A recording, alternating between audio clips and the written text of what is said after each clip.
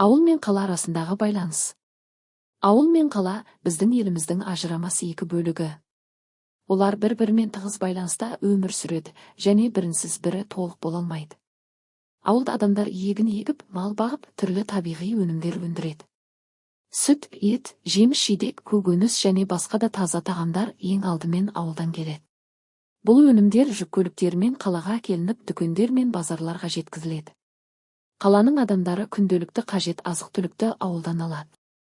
Ал қалада үлкен зауыттар, фабрикалар, мектептер, ауруханалар, мәдени орталықтар мен түрлі қызмет көрсету орындары бар. Қалада жасалған техника, киім-кешек, тұрмыстық заттар ауыл тұрғындарына қажет. Ауыл адамдары да осы қалада шығарылған заттарды қолданып, өз өмірін жеңілдетеді.